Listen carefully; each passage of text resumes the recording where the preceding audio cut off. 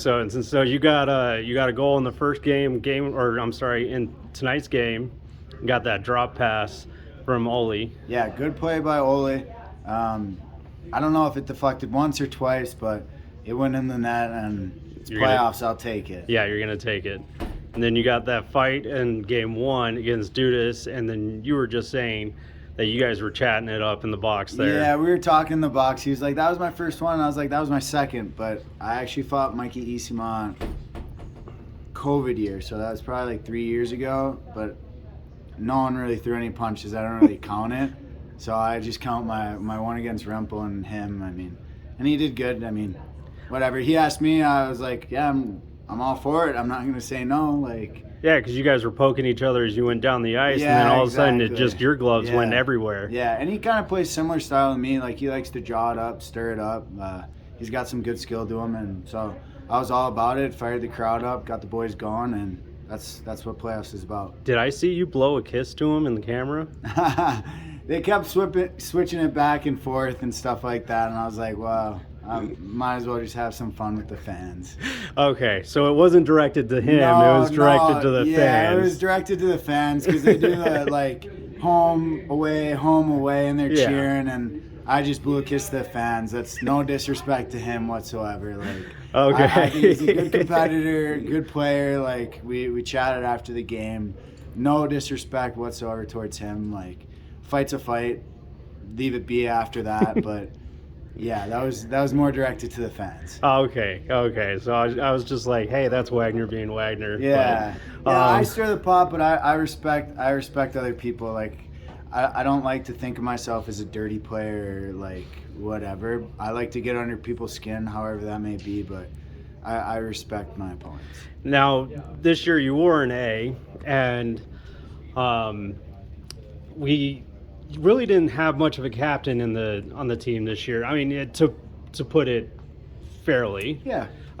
Because Magna spent his time up with the Avalanche, and then he got put on waivers and then got claimed. Yeah. And then Hunt got put on named a captain, played 2 games, and then got put back up there again. Yeah, it is what it is. I mean, it happens.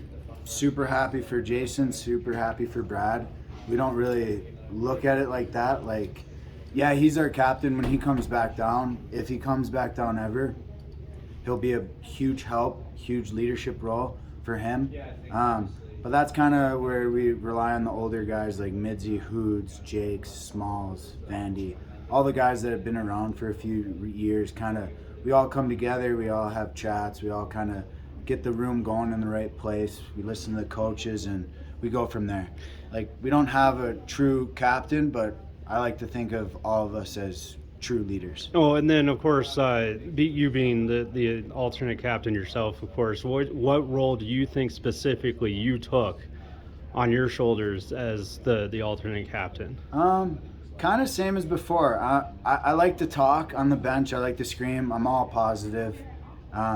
But other than that, I kind of just let my game show for itself. Like, I like to go out there and play the right way, and hopefully, like, younger guys kind of see that and kind of build off that. Other than that, a letter's a letter. It means a lot to me. I was going to say, it's an honor to wear a letter. It's totally an honor, but it doesn't change who I am. I'm a happy guy. I'm super grateful to wear a letter this year. And, I just look to help as many people on the team as I can, and I have a lot of help with support with Midzi doing the same thing, Hudon doing the same thing. I mean, the list goes on and on with guys wearing A's this year. Maltzy wore an A. Like, there's a lot of guys in that room that speak up and keep everything in control. And your style of play, you like to hit a lot, and there's one play I remember specifically that just jumps out in my mind. I think it was in like January or something like that, and this is always will be how I remember you, is that you went behind the net and you literally took on 3 guys at one point. Like, he comes in, one comes in on the left, you hit him, another one comes in on the right, you hit him, and then another one comes in on the left and you just threw him down. I mean, Is there some way that you specifically train for this, or No, any? I'm just competitive. I don't really care who's in my way. I know I piss a lot of people off on the ice, so they're probably trying to get their licks in on me. So I'm expecting it, and I'm all for it. I think it makes me play a better game. I love a hard-nosed, competitive style of hockey, and I'm not going to shy away from whoever's in front of me. And now, I haven't wasn't able to find like any tape from you from Wisconsin or anything, but it seems like you've had this game since Chicago. Is this something that you developed when you were playing for Wisconsin? Yeah, absolutely. I mean, I've kind of always been just the meat potatoes guy.